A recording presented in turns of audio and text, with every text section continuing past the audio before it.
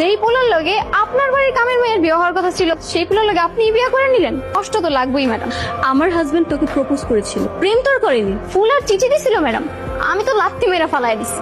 যে বাসর আমার লগে করার কথা ছিল সে বাসর করতেছেন ম্যাডামের লগে। আপনি তো একটা প্রতারক। আপনাকে অফিসে গেলে পরে যদি আমার আবার বাইট টের করে দেয়। অফিস আমাদের, আর কাউকে যদি চাকরি থেকে বের করতে হয় সেটা আমরা করি। হায় হায়, অফিসও আমার, বউ আমার, তাহলে তো আমার কোনো চিন্তাই নাই। সেটাই, আপনার যা ইচ্ছে আপনি করতে পারবেন, নো টেনশন। আচ্ছা ঠিক আছে। আচ্ছা আপনি এক কাজ করুন, আপনি পেপারটা নিয়ে যান, কালকে সকালে আবার নতুন করে রেডি করে আনুন। হ্যাঁ, উনি কালকে সিগনেচার করে দেবেন। আমি না সত্যি সত্যি সিগনেচার করতে পারি না। বুঝতে পেরেছি, ডোন্ট ওয়ারি, আমি আপনাকে আজকে রাত্রে সব শিখিয়ে দেবো। আচ্ছা ঠিক আছে।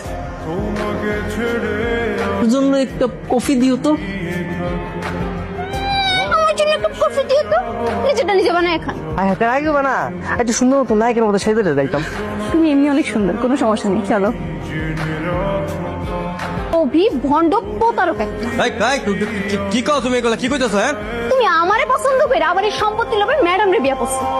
তোমার মতো বদমাইশ আমি আমার জীবনে দেখি নাই। আমার কোম্পানির ক্ষতি করে হইলেও তোমার বসের কোম্পানির অনেক লাভ করে দিতেছি না, এইটা যদি জানাজানি হয় তাহলে তো মস্ত বড় কেলেঙ্কারি হয়ে যাবে, বুঝছো? বুঝতে পারছি স্যার, আমি স্যারকে বলবো নেক্সট টাইম যে আপনার অ্যাকাউন্টে টাকা পাঠিয়ে দেয়। এবার মতো কাজটা করে দিন স্যার।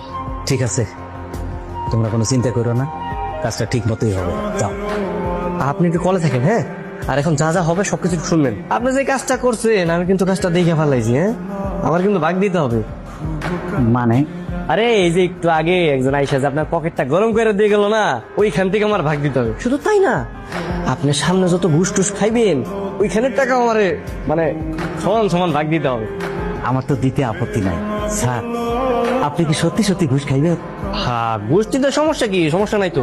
চাচা, আপনাকে তো বাবা অনেক ট্রাস্ট করতো, আর আপনি কিনা দিনের পর দিন ভাবে ঘুষ খেয়ে কোম্পানির 12টা বাজিয়ে দিচ্ছেন। তোমাকে অনেক থ্যাঙ্কস, তুমি এই কোম্পানির অনেক বড় হেল্প করেছো। মানে কেন মানাবে না? আপনি যখন সাহেবের মতন পরিপাটি হয়ে অফিসে যাবেন সবাই আপনাকে রেসপেক্ট করবে, সম্মান করবে। বুঝতে পারছি, তার মানে যে আপনার বন্ধুর মতো আর অন্য কেউ যাতে আমার অপমান করতে না পারে, তাই না? ম্যাডাম কি ম্যাডাম, শোনো, এই বাচ্চা বাপ কাটা কম। মুকুল, আমি বলছি বাসায় চলো। না আমি বাসায় যাবো না তো, আমি বাসায় যাবো না। আপনি আমার লাগে এত বড় একটা প্রতারণা করছেন, আপনাকে কোন আমার উত্তর দিতে পারে, উত্তর দেন। তাহলে কেন লুকাইছেন? কেন লুকাইছেন আপনারা? কোন আপনারা আমার এমনি ঠকায়া আরেকজনের বাচ্চারা আমার ঘরে চাপাই দিতে চাইছিলেন?